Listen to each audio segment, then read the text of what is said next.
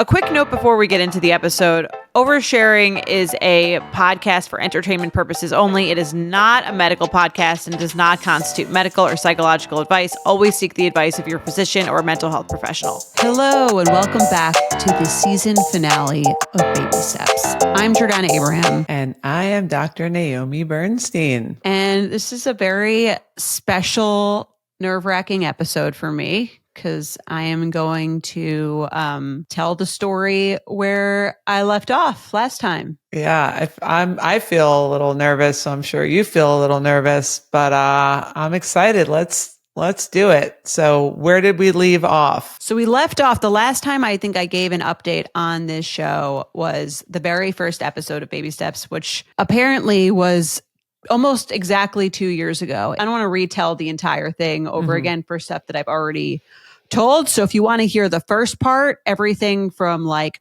January of 2022 until October of 2023, you can listen to the first episode of Baby Steps that ever aired. It was called Introducing Baby Steps.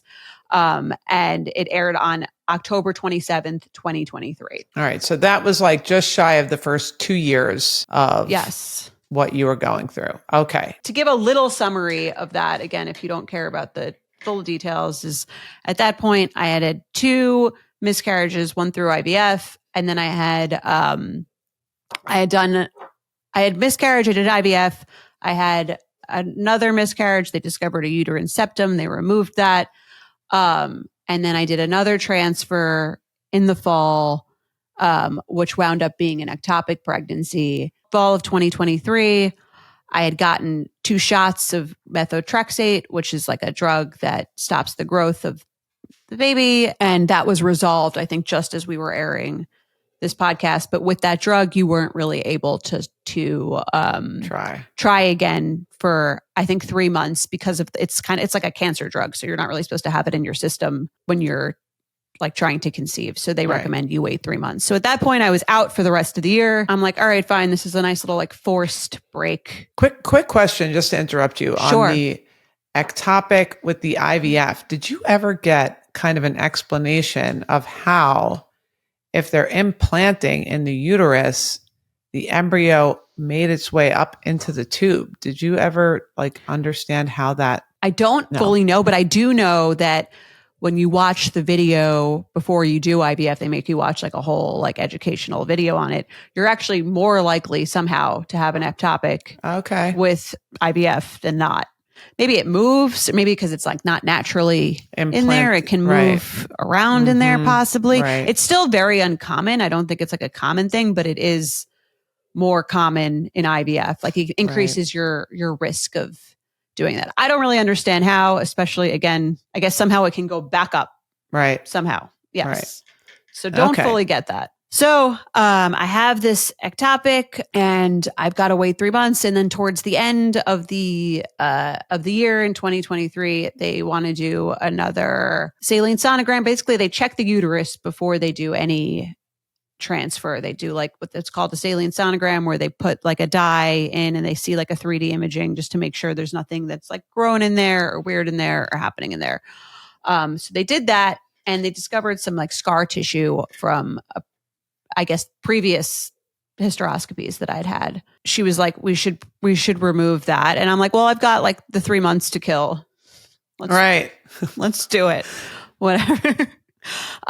So I did another hysteroscopy. They removed the scar tissue. This was like at the end of 2023. And that's when I think I started to get a little like, because I remember there was like, I had a balloon in there, which basically they put like to make sure it heals correctly, they put a balloon in the vagina and it's like very uncomfortable. It kind of like can come out and then you have to push it back in, not to be too graphic. Yeah, we're here for it. And this was like Christmas week or something like that. And I remember just being like, this is not how I saw the end of this year going. Yeah. Like I really like, this is like, I'm like getting over it a little bit. There's like end of the year reflecting and you're looking back, and I'm sure hearing scar tissue is kind of like a scary thing to hear. Which is also annoying because it's like they went in to fix something else and then it's like, then you're getting another issue from the thing they went in to go fix. Right. So they've gone in a couple times to fix a uterine septum. So now I'm going in for my 4th procedure, it's starting to like cumulatively wear on me. Yeah. So this was the end of 2023. I start gearing up for another transfer in 2024. I tried to do another one in January, but I apparently had like ovulated. So I had to wait for the next one because I had like, that was already by the time they had checked. I think the birth either ovulated through the birth control or something like that happened. We started prepping for another transfer in February. I kept having this issue of like fluid in the uterus, which I had had for the ectopic one before. Okay. So this is my third transfer now. And I have this, like, there's like this fluid in there, which they say is not, it kind of can resolve. Like usually when you start the shots, it resolves, but if it doesn't resolve, they can't do it. It's a little bit in limbo. I'm not sure if it's like, there's so many things with this, with IVF where it feels like it's like, all right, we're just going to do it. But there's so many different things that have to go right. And you're like, I have to take these shots to see if then it resolves and maybe it doesn't. And now I have to go through the shots and all that and have it. Right. And it's not great if there's fluid either way. They say it's not a problem if it goes away. It's what they say. Mm-hmm. But I don't know. I was like very anxious about this fluid situation. It wound up going away once I did the shots. I still felt a little like unsure about it. So I did the transfer. And then when I was supposed to do my blood test, I actually had planned a trip. So I was in St. Kitts with Mike. We had planned like a vacation and I could have moved it to make sure I was there for this blood test. But at this point, again, I'm like, I'm not moving this because I had already like moved it to try to, because they had done an extra week of shots because the lining was supposed to get thicker. And I was just like, it's a blood test. It's either positive or negative. Right. It's going to be there when I get back. Like I can't keep changing everything around this situation. So I went on this trip after I did the transfer and I took a pregnancy test the night before and it looked like it was negative. So I was in my mind, I'm like, it's negative. But then the next day on the trip, I took another one and it was a slight little positive line. Mm-hmm. I compare this to my other pregnancy test lines and it was much lighter than where I had been at the same day post transfer for the first cycle that had like gotten to a clinical pregnancy. Right. This whole trip kind of backfires on me because now I'm spending this entire trip like studying the lines, right, taking pregnancy tests, taking pictures in all different kinds of lights and angles and waking up and taking the day one and taking the night one. And I'm like trying to relax. And this idea, and that was why I was like, I just hope if it was not going to work, that it would just be negative, that I would just, because if I'd seen it on the trip and it was just negative, I could just spend the trip accepting and moving on. But instead it was like this pregnancy test hell of comparing the lines and taking pictures and going back and forth and then Reddit rabbit holes and then, trying to see what other people Did you tell me there's a thread called line porn? Oh, yeah. Anyone in the IVF game knows about line porn. It's people upload their pictures and then people are like, I see it. Right. Or, I'm in this limbo period this entire time. I decide to, eventually I run out of tests, which was great. Great. On the train. Right. I run out of tests in the Caribbean. I get back, and I got a blood test and shockingly, she's like, I'm with Dr. Segan at the time. And she says, your number is good. Like the number, like the line was getting a little bit darker. And then the blood test number, she said, was like in the 300s or something, which was like solid. So I was like, wow, like, okay, maybe like it didn't matter that it was a little bit lighter. Right. I'm feeling really, I'd send it to Mike. He's like, wow, did not expect that. Mm-hmm. And then that night I start like bleeding. So I'm like this, and you're supposed to go back 2 days later. Right. So that night I start bleeding and I'm like, all right, this doesn't seem like a great sign. Right. Even though, cause that's what I'm saying. It's just like a roller coaster. You have the negative and then the positive and then the like, is it getting darker? And then the number is good. And then it's like not good. So I go back 2 days later and the number is dropped in half. Right. At that point, I think I was like, I think I need a break. Mm-hmm. In my head. I said, I think I need a break. It's now March of 2024. I'm never going to be as young as I am now. Let me just try on my own. Let me try to like get out of this game. So I tell her I'm taking a little break. I tried for 1 month, naturally. did not get pregnant. Right. And then this thing, it's almost addictive in some way. And to me, the hardest thing in any of this stuff, obviously, like, it's trying to go to the appointments and take the shots and do that stuff. But to me, the hardest was to not do anything. Yes. Like the idea of doing that was harder to me than any the idea of any surgery, the idea of any medication. Like I was always like, I'll take whatever it takes to get it, but like, I'm not going to waste time. Yes. And so I thought, like, in my head, like the 1 month of trying naturally was like me giving it a shot.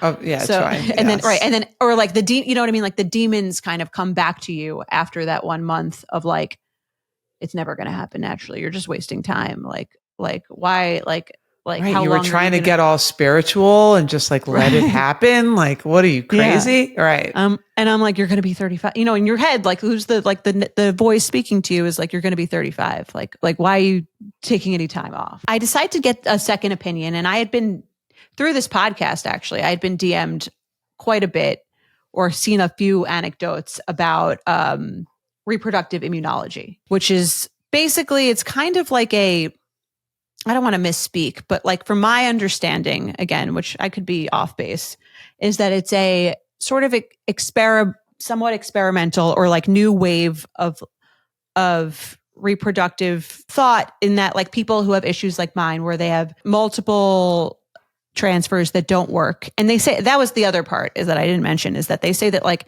92% of women will have a live birth from 3 tested embryo transfers. Mm-hmm. So this was like a big milestone for me not making it, because I was like, okay, this is my 3rd. I can't rely on the statistics. I can't be like, well, the statistics are saying right, this is normal. Right. Or now I'm in the 8% that like this didn't work for, and I've got to do something. And now I need to reinvent the whole wheel, or like do something different, do something out of the box. The idea behind reproductive immunology is that basically like your immune system is like attacking the embryo, or creates a situation where it won't let the embryo attach because of like an overactive immune system or various problems within your immune system. So I'm like, all right, let me try to give this a try. Let me speak to another doctor about who does this.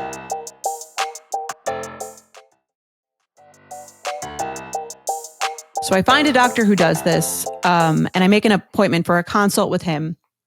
And he said, in our consult, he was like, has anyone ever told you that you might have endometriosis? And I'm like, no one's really mentioned that to me before, but I have no symptoms of, I know the symptoms are, which is like painful periods or pain during sex. I know like you can be asymptomatic, but like, I feel like that's no one's meant. I assume someone would have mentioned that to me. Right. You've had extensive studies of your uterus, right? Yes. But they can't really tell from those. They can't really tell. Endometriosis is sort of like living. It's like cells outside of the uterus. On the outside of the uterus. Yes. Right. So they can't fully know for sure. Unless they really go in. There's like a receptiva test, which can give you like a % chance, but he was like, I think there's like a 90% chance you have this. But there's like a surgery, it's like a laparoscopic surgery. They go in through your stomach and they look at the cells outside of your body or outside of your uterus. Right. It's a little more invasive. They're like going in. Right. They can't go up through the vagina. They have to like. Yeah. Right. Go in through your belly button, essentially. Right. So I'm like, all right, let's do it. Like I'm back. Let's do it. Right. Yeah. And this is in May. So he schedules me for the surgery for May. And then he goes in and he says, you have, I see stage 2 or 3, 2/3 endometriosis. So I'm like, great. Maybe this was the issue. Whole time. And he thinks it's the issue. But I'm like, everyone always thinks they thought it was the septum before. They thought it was the PCOS before. Like I've gotten so many diagnoses that I'm like still a little skeptical of that. He says, try naturally for a couple months. If that doesn't work, we'll do another transfer in like the fall. So I tried that summer, naturally, nothing happened. So in my mind, I'm like, okay, I can't, again, I haven't been trying that long, but I'm like, I tried a couple months without this endometriosis. It's not working. Let me go back to the IVF. So we did a mock cycle, which is where the immunology stuff comes in, where they like they take a biopsy of your uterus. They send it to a lab in France or something, and basically comes back. Yeah, very cultured my uterus, and it comes back. They say that I have an overactive immune system and an underactive uterine lining is what they're telling me. Okay. And again, not all doctors believe this, but this is and I'm in with this doctor, so I'm going pick the path and follow it. Right. Let's do it. Right. We talked about that on our show. I'm committing to this. Right. And this is out of pocket at this point because it's not insurance doesn't pay for this stuff because it's not there's not been that many studies on it, or their studies are inconclusive, or, there's anecdotal evidence, but not necessarily some real stuff. So this is thousands of dollars to get this biopsy done, do this mock cycle. And then they come up with a plan based on it. I'm like, okay, well, how bad are these results? She's like, I remember the nurse goes, I've seen worse. I'm okay. Well, that's sounds bad. Right. Yeah. Well, she's like, but with your history, it's what you might expect. Okay. So basically, because of this, the results of this thing, they give me there's this whole extensive protocol for this next transfer they're doing. And now it's the mock was in September, and then the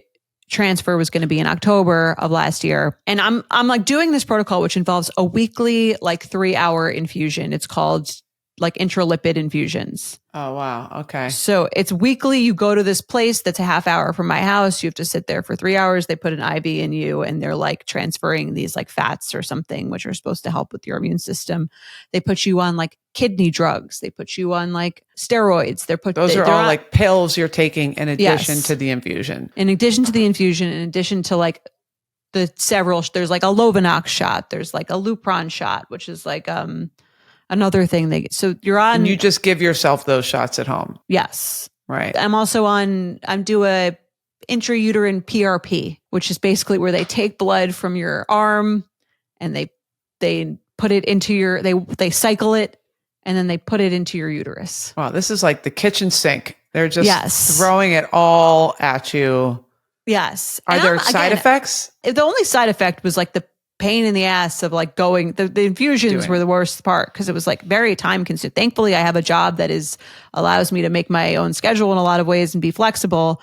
But I can imagine for an everyday person, with working for a corporation 9 to 5, this would be a really especially difficult thing. And it was still very difficult for me. Right. And I'm gearing up to do this transfer. I'm doing this every week. Now I'm just kind of I don't know how many more of these things I can do. So while I'm undergoing this stuff, I'm this is so extensive. This is I really am throwing every single thing at this transfer. This must work. And I never want to do this again. I'm in my head, I just don't ever want to do this again. I'm going to do everything they tell me to do, but I don't ever want to do this again.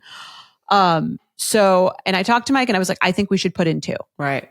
I think we should put in 2 because it'll increase the chances of one working. I'm already doing all of this work, and we want more than one kid. And I feel I just don't want to do this again. First, he was I don't know about that. Right. It's that seems like a lot. He agreed. We talked to the doctor, and the doctor was usually I really don't recommend that. But the last person I did that with, one of them split into 2 and it was 3, and it was a whole high risk thing. And right. And he basically said that if I put in 2 with his protocol, I had an 80% chance of one working and a 40% chance of both of them working.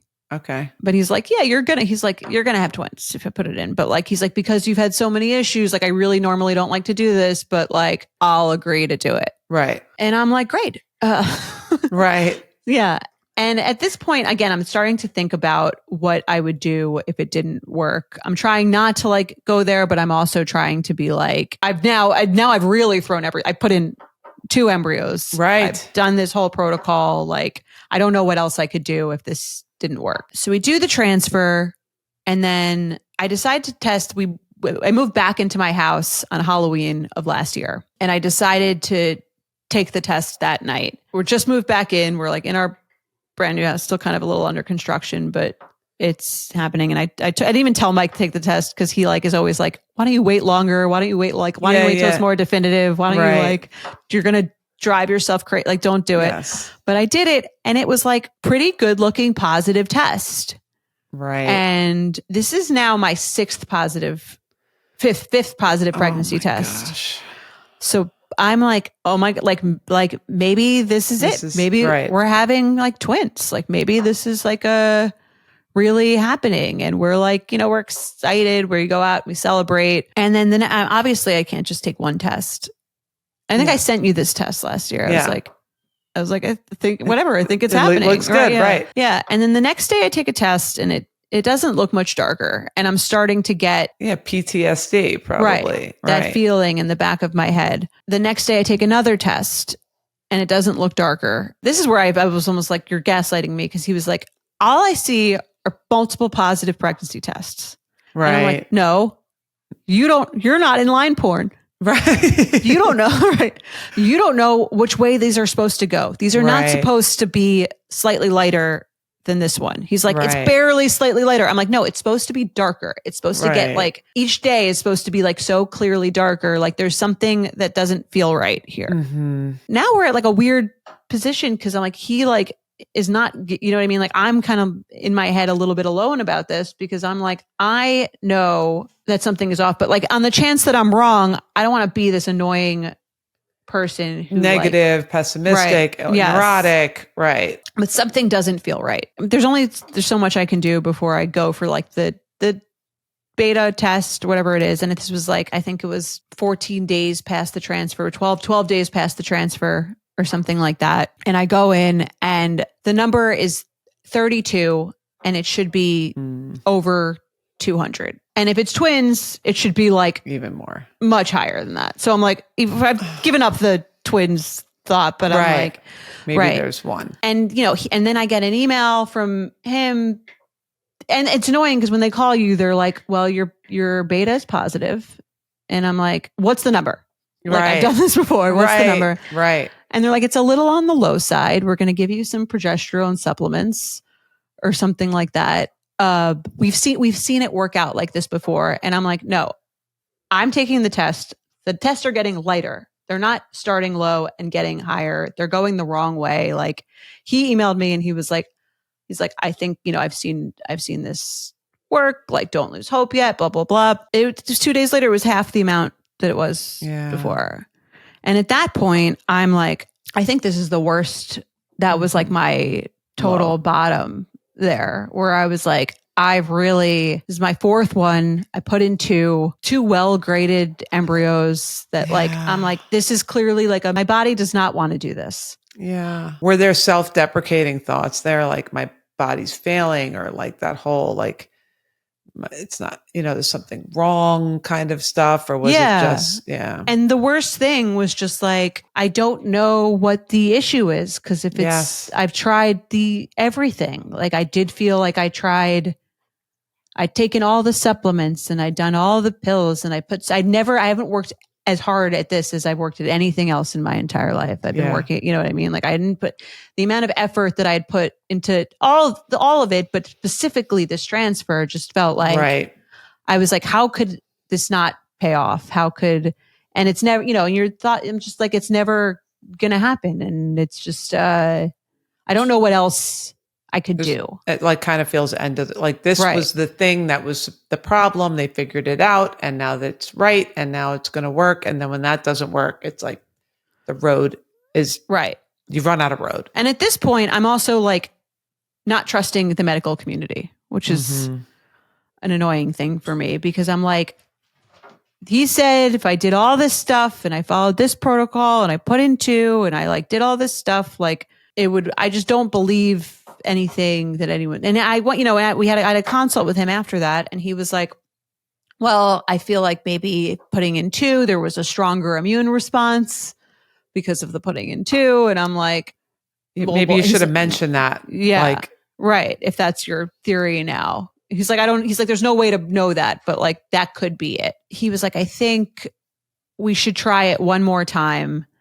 And if it doesn't work, like, there's really not much else I can do for you. Oh, that must have been hard to hear. Yeah. Well, he was just basically like, then you're like in the 5% of people where this thing doesn't work. She's like, I think we should try it again with 1, and I'll tweak the protocol. We'll start you on the infusions earlier, so I'll have more infusions. Right. You're like, yay. Right. And I'm like, none of this sounds both like promising to me And none of this sounds particularly anything I can like really feel confident fully buying into now. And I think I felt a very intense sense of hopelessness at that point. And I was really, really depressed probably for like, that's when I found my new therapist, which was really helpful, I think, in getting through that period. But it was just like a really, really low point. So when I was talking to the doctor about doing parallel pathing, he was like, we should try one more. So I'm like, all right, I'm going to try one more. It's going to be my last one. And I'm working with a therapist at this point. And I go in to start doing the transfer, and there's like, there's doing the transfer prep, and there's fluid in the uterus again. I don't know what to do. And I'm like, I can't stop at this point. I feel like I can't stop. And I'm speaking to my therapist, and she was like, have you ever like heard of anyone in any situation where they like took a step back and it worked out well for them? Right. And she was like, I think you should give yourself permission to where if it doesn't feel right, like she's like basically taught me, I think, that like these doctors are experts, but you're also an expert. You're an expert in your own body. You're an expert in what feels right and what it doesn't feel right, and you know yourself better than anyone else. So you also should have an equal say in like deciding to cancel a transfer. She's like, and they're not going to cancel it. Like they're not going to cancel it. Yep. But because they've seen cases where it works out. And so if you want, like, she's like, if it doesn't feel right to you, I think you should cancel it. You should not go through with it because clearly something doesn't feel right to you. And you should give yourself permission to like opt out of something, to give up this idea that something could potentially, no one's ever going to tell you that it's not going to work, because it could work, but like it's more about you and your own mental health. Right. Or almost this idea of like, I have to wherever little ounce of control that I can over this, I have to take it. I have to do, like you said, the hardest part about it is doing nothing. Right. So almost the idea of like maybe a fear of doing nothing and like being able to tolerate doing nothing if it's going to be better for you, or that's like where your heart is taking you. Right. To be better for me, to like honor everything I've been through, to say like, I'm not going to do this. Right. It doesn't feel right. So I canceled that cycle. It was the first cycle I ever canceled because they saw the fluid, and then they like, we still think you should do it. And I was like, it doesn't feel right. And I'm only going to, I said, I'm only doing one more. And so I don't want to do it if it doesn't feel right. I opted out of that. 2 months later, I took a test again. This was natural. It wound up being chemical. You can hear all about that story on the subscription episode from early April. Right. Yeah, which didn't work out. So in my mind, I'm like, okay, my body is not wanting this. This is not, I feel more secure in the surrogacy path. Right. And that all these signs are telling me my body can't do this, won't do this, whatever it is.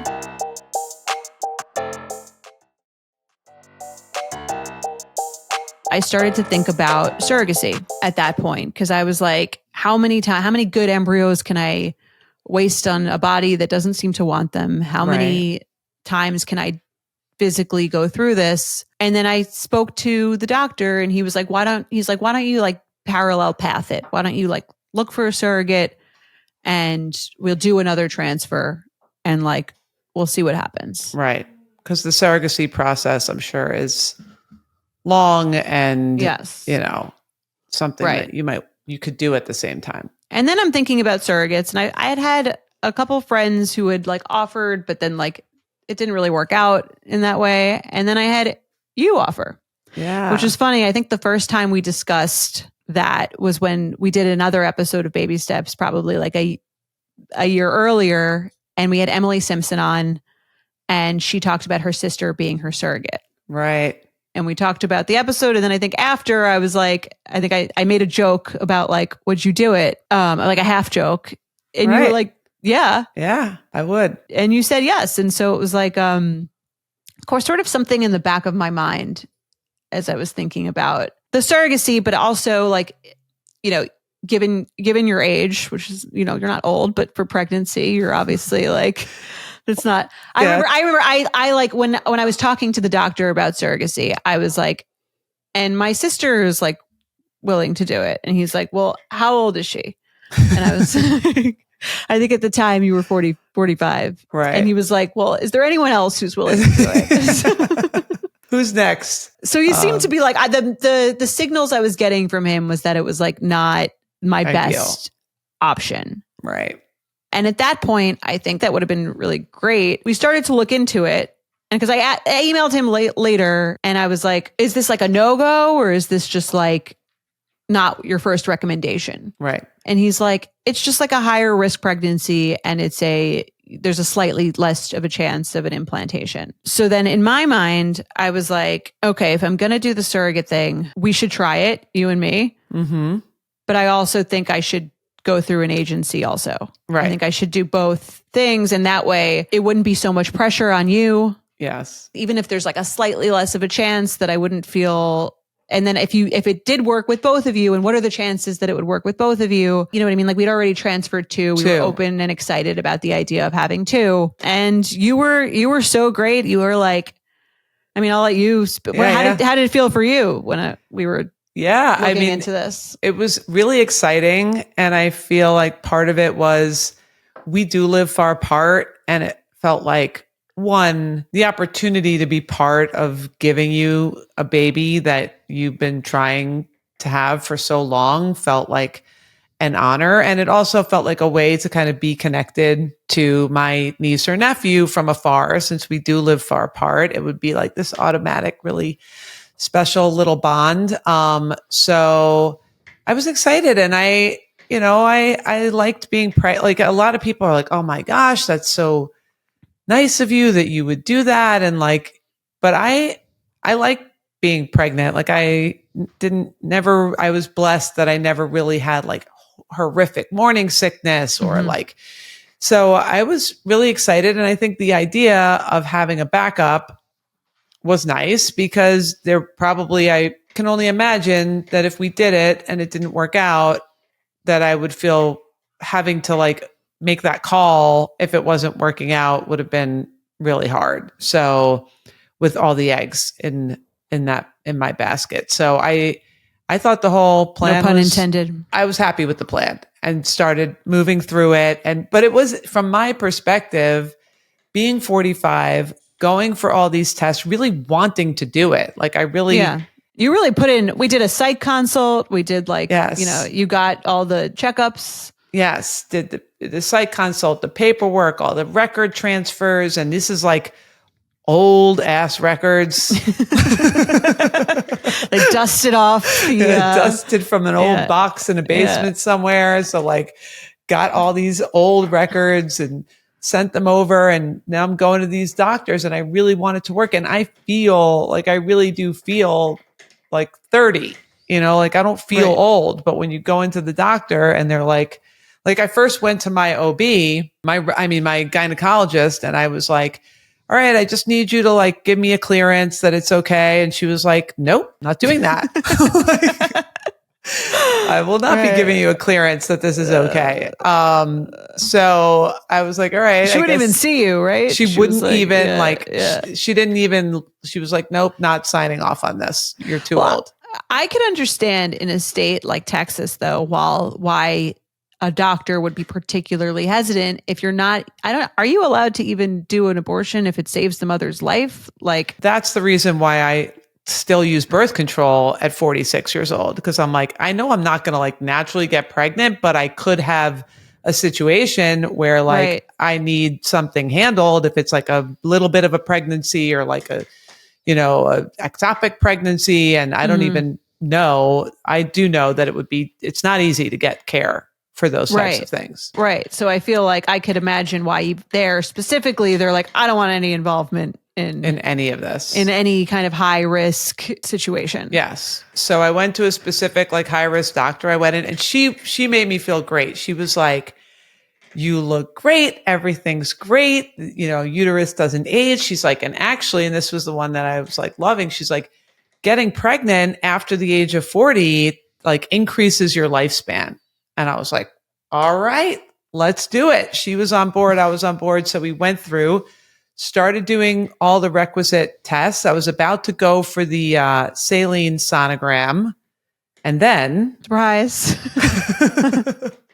So, I mean, to back up, I guess a little bit. Right. Yeah. You were doing all this work. I had also been using an agency and had met with a surrogate that we really liked. And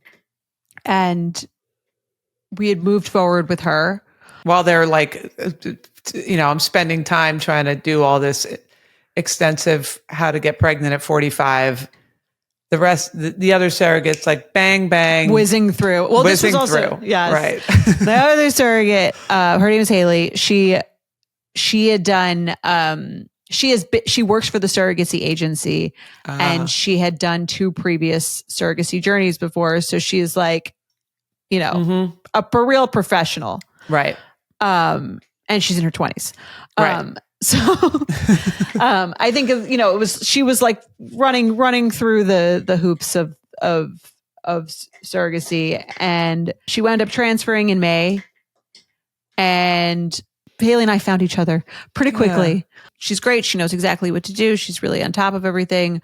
And she transfers in May, and I remember like there being so much riding on this strand, because this is my top surrogate. No offense at the moment.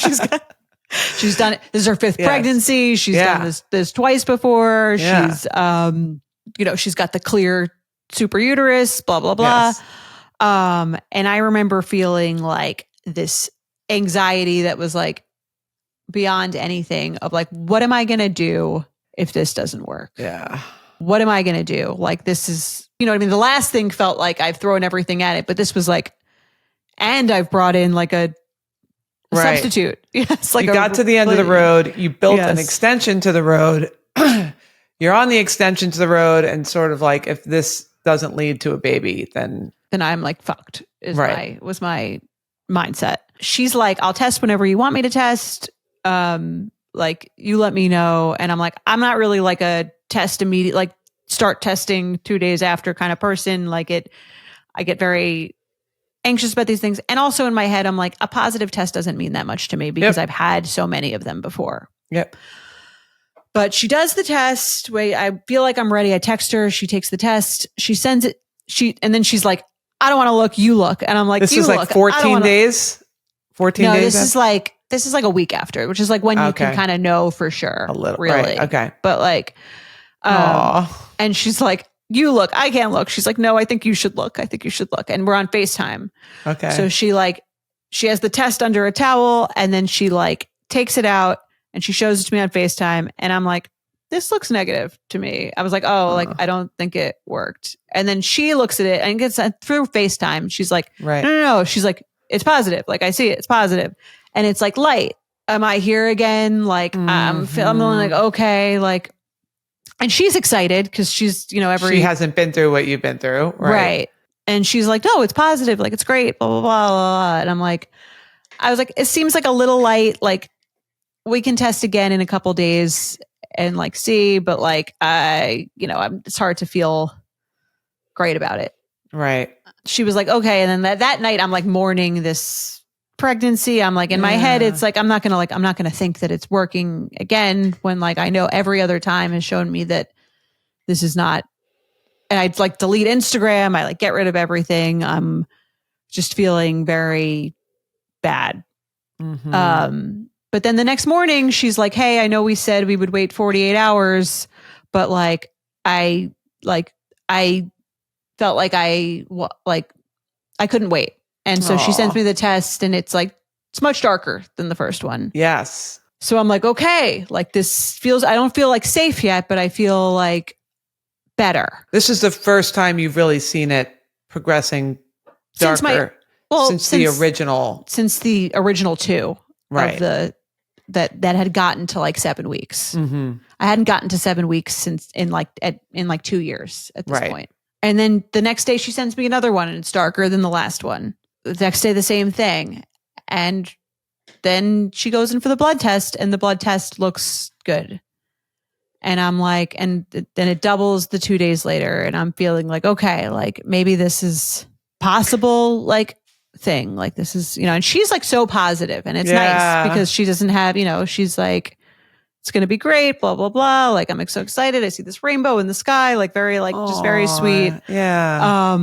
Really nice, really positive. But then she's about 6 weeks. She calls me on a Sunday afternoon. I'll back up because this is Memorial Day weekend now. This is right before Memorial Day weekend. Mm-hmm. And I went to the dermatologist, and she was like, your skin looks really bad.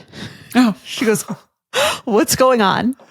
Wow. And I'm like, I don't know. Maybe it's the dog trying to lick my face. Like, cause I see, Dr. Jamie Glick. She's great. But she's also very blunt. And she's like, something's weird with, like, I don't know what's going on. We've done a lot here. And like, she's like writing me all these prescriptions for stuff. And I go home and I'm supposed to go to dinner that a couple nights later with like my friends, and we're supposed to have drinks, and like, let me just take a test. I also had a chemical in March. Okay. Then I talked about on this podcast. Oh, right. Yep. Where they were like, it's positive. Yes. And you had already known that it was like not going to work, and you wanted to strangle somebody in the office. Yes. This was happening. This happened in March when I decided to take the break and pursue surrogacy. Right. So this was like a couple months before that. In May, a couple weeks after Haley gets her positive, I have this discussion with the dermatologist, and I go home a couple days later, and I test, and it's still kind of early, but it looks positive. And I show it, and we're about to go for drinks and dinner with like some friends. So I show it to Mike, and I basically show it to him being like, it's positive. I'm still going to have a couple drinks. Right. I want to have like full disclosure with you. Right. Because we all know how this goes. And like, I can't keep letting this. And at this point I had like resolved, I had like stopped taking the prenatals. I'd gone back on my retinols. I had like, I'm taking my body back. I'm taking my body back in my mind. And I'm like, I got this test. This is now my 6th positive. This is my 7th positive test at this point, because I had the chemical a couple months ago. I'm like, this is my 7th positive test. Like, I am not changing my whole life around this test. I'll keep testing in a couple of days. I'm going to have a drink tonight. It's not going to be a big deal. Right. And he was also like, yeah, okay, it's probably not going to work. Sure. Like, let's go out. Like, but I think we're both like, it's funny because it's like, you really are over it. Yeah. Yeah. You are really robbed of any moment of like, you see those Instagram videos of like, and you see the tests, and we're all like, we're so excited. Like, we had that the first time, but I think at this point we were like, yeah, right. Like, this means nothing. This doesn't mean much. But like, it's nice. That's nice. Yeah. Like, it was kind of like that's nice, I guess. So at this point I'm pregnant. The surrogate's pregnant. And then this was really scary. At 6 weeks I remember it being June. For some reason I remember it being June 1st, because I was like, this is the word, like, going to ruin the whole summer. Haley calls me on a Sunday evening, and she usually doesn't call. We're usually texting. So I'm like and it's a Sunday. So she calls me on a Sunday, and she's like hysterically crying. And she's like, I'm at the emergency room. They told me I'm miscarrying. And I'm like, used to this. She was like, I almost felt like she was so devastated. And I was like, almost like I knew this was going to happen, or something like that in my head, where I was like, almost couldn't get to that. I think you were the only person I told that night. And Mike and I are like mourning this thing. We're like so upset. It's also so expensive. Like, just to get to that place, it's like not even just the loss, it's the finance. And then also that feeling of like, what am I going to do now? I'm also pregnant, but like, I also don't think it's going to work. So it's like, I've got like 700 things going on, but I'm like, one of these things had to work. Like, there's got to be something here. Yeah. So she basically told me that she's miscarrying. She told me the doctor had told her that the placenta was detaching from the uterus and that the heartbeat was like only 84 and she's 6 weeks. So it should be higher. So we're like discussing, like, should she get a DNC? Should she take the pill? How should she get rid of this? What's our next steps? Like, and this is like the night it happened. She's like, we don't have to talk about this now, but like, what do we want to do? And I'm like, well, this is what, from my experience with all my miscarriages, like this are the pros and cons of this and that. And we'll try again, blah, blah, blah. And then she has a scheduled scan the next day. This is after the emergency room. And she's like, should I go to this scan? Like, I'm like, I don't know. Like, I don't want to tell you what to do. Like, what do you think? And she's like, I'll do whatever you want me to do. I'm like, why don't you go to the scan so that we can send it to the doctor? Cause like they'll get a better sense once they see the pictures. Cause they didn't give you any pictures in the emergency room, like what to do and what we're working with here and what's happening. So she's like, all right, I'm going to go. So she goes, and she FaceTimes us into this appointment, and I'm like ready to, close the book on it. And the sonographer is like, everything looks great. She's like, there's the baby, like heartbeat of like 140 something. Oh, and I'm my God. I'm like, what is going on here? Like, I've already like mourned the death of this baby. Like, I don't really understand. Crazy. And I'm like, this doesn't feel real. Like, I don't know which way, where to put. And we gotten an email from the surrogacy agency with like condolences was like the headline. And so I'm like, I put all signs have been pointing to this isn't working. And the sonographer's like, you have a subchorionic hematoma, which happens in like 25% of IVF pregnancies. We always tell people not to worry about that. And I'm like, well, what about the heartbeat, like placenta and the heartbeat? And they're like, you can't see the placenta at this stage. Right. The urgent care doctor probably thought that the subchorionic hematoma was like the placenta, which is crazy. Like, if you don't know what you're talking about, just say I'm not sure. You need to go to your OB doctor. Right. Yeah. No, apparently did not say that. And then I had been texting Dr. Segon, who I'd been speaking to, thinking about going back there, because I just felt like the surrogate protocol was like a little too intense. So I was talking about having her go back to you for your transfer. Right. And she was like, I've seen this happen before. I think that the doctor measured her heart rate and said it was like the baby's heart rate. Oh my gosh. So I'm like, okay, baby's alive for now. But like, I've had subchorionic hematomas before, which they said were going to be fine. And then like the week later, they weren't. Right. Or the baby was not fine. So I'm kind of like, all right, I guess I'm still in it, but like I very much don't trust it. Yes. I'm like now have like a traumatic experience with this, and it just feels very, very fragile. Yes. But I'm also pregnant. Oh, so I'm like, gosh, the roller coaster of emotions. Right. And I'm like 4 weeks pregnant at this point, like barely pregnant. So this one again, and I have no faith in mine either. So I'm like, am I going to be the first person to have 2 miscarriages in 1 week?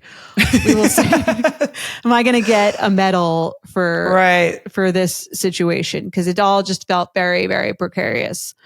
But then after that, the next week the baby was growing. I got a scan. It was like it was in there.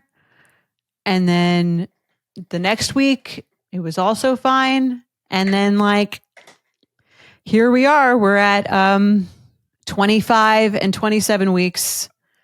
Me and Haley are due 12 days apart. Telling you about, you were gearing up to do a transfer for me. We like we're getting everything aligned. And I remember telling you, and I was like, just so you know, like I'm pregnant, but like, we'll see. It's probably, and if it, maybe, I don't know if we want 3, but like that probably won't happen. So like, let's just give it another month and see if I miscarry. Right.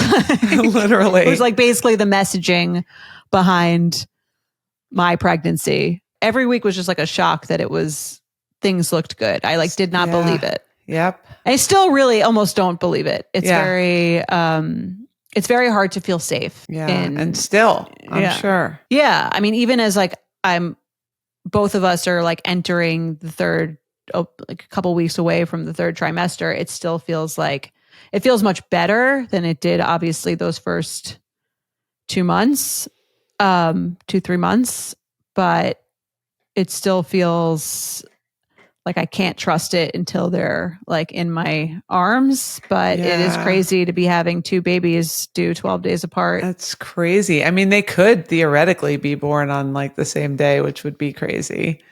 Yeah, they'd be real twins. Yeah. I mean, I know this story and I've heard this story, but I just still, when I see where we are now, like my heart is so full and I just am so excited. So currently now, we were just started talking about this. You are feeling some movement and like how is that? That's the first time that you've experienced that, obviously. It's been really cool. It's interesting because I've never, when I decided to do surrogacy, I sort of like accepted that I wasn't going to get that experience.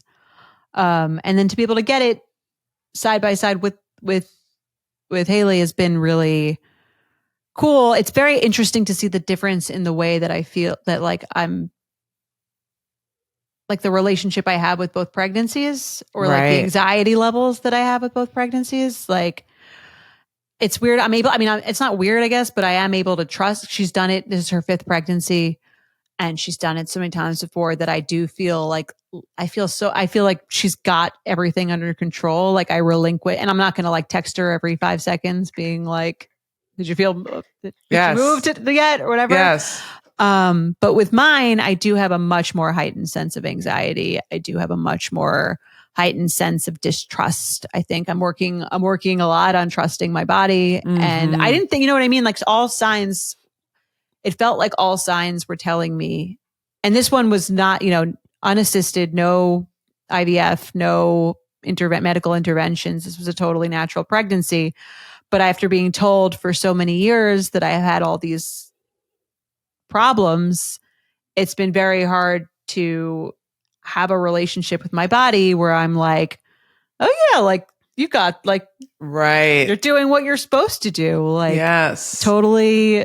It's just hard. Like you hear, I feel like I've been hearing someone talk shit about this uterus for so long. Yes. And she's doing everything right. And I can't like trust her in the same way that I trust Haley. Yeah, totally. So what does that look like on a daily basis for you? Like, what does that look like? I wake up, I feel the baby. I don't feel the baby. I have a scan scheduled. Yeah. How do you get through the days? First trimester was really, really hard. It's like it was a lot of constant checking, Right. And you didn't have morning sickness. So that's kind of like, a blessing, but also it doesn't give you the feeling that you're pregnant. Yeah. I was dying for like more signs of pregnancy, and I only really got them at the doctor when they would look and say everything looked good, but it was very difficult. I would constantly be checking every time I went to the bathroom to see if there was blood, to see if there was anything there. And it was just like it's very hard to, again, trust my body, trust that like any little feeling that I feel like is off. I'm like, you go down a Google spiral. And I did at 15 weeks decide to see a psychiatrist. And I went, and I'm on a low dose of Zoloft to help me with a lot of that anxiety. And that's helped. Yeah. I think it hasn't been that long that I've been on it, but it's definitely helped. And I think that like, I'd like to normalize that. And the way that was pitched to me was like this constant feeling of anxiety and stress is like worse for your baby than any like small and temporary effects of this medication. I know we had Becca Tobin on, who was also talking about that. Right. And yeah, that's definitely been helpful, but it is hard. Like I feel it's nice when you feel the baby kick. It feels amazing. It's like the best feeling in the world, but then it becomes like an addiction. Yes. And then it becomes like, well, why isn't anytime the baby isn't kicking, when's the next time? It's almost like with a guy who's like, you're dating a guy, he texts you, you're like, oh my God, I got the text. But then it's like, well, when's the next text coming? Almost when's the like next date the coming? countdown starts happening after the kick of like, I need to get that reassurance again. Right. And I can only wait so long before I start to freak out. Yeah, I remember. And I had did nothing like what you went through with my pregnancies. But I remember by the time I was in my third pregnancy, I went on, not that I think you should do this, but like I went on Amazon. I got one of those little sonogram things where you can, the Doppler, whatever. Yeah. It was like $50 or something. You could hear the heartbeat whenever you want to. I thought about that, but then I was I don't recommend it. I was like, I think that this will drive me crazy. Yeah. I don't recommend it, but so I wouldn't do it, but I'm saying I probably did it because I wasn't quite as like traumatized, or I wasn't nearly as traumatized as you. So I'm like, you wouldn't be this will using be fun twice a day. Right. Like I'll hear it. It'll be fun. It's like a little thing to do to just kind of reassure myself. But given that you're craving all that reassurance all the time, I definitely wouldn't recommend it for you. I think it will make you crazy. Yeah. I think I'm going to pass on that. But even like the sonograms, you go in, everything looks good. And that I feel amazing for a few hours after. And then I'm like, and then that doubt starts to creep in. Well, what about now? Like, right. it's very hard to just release control and trust and feel safe after this experience. Yeah.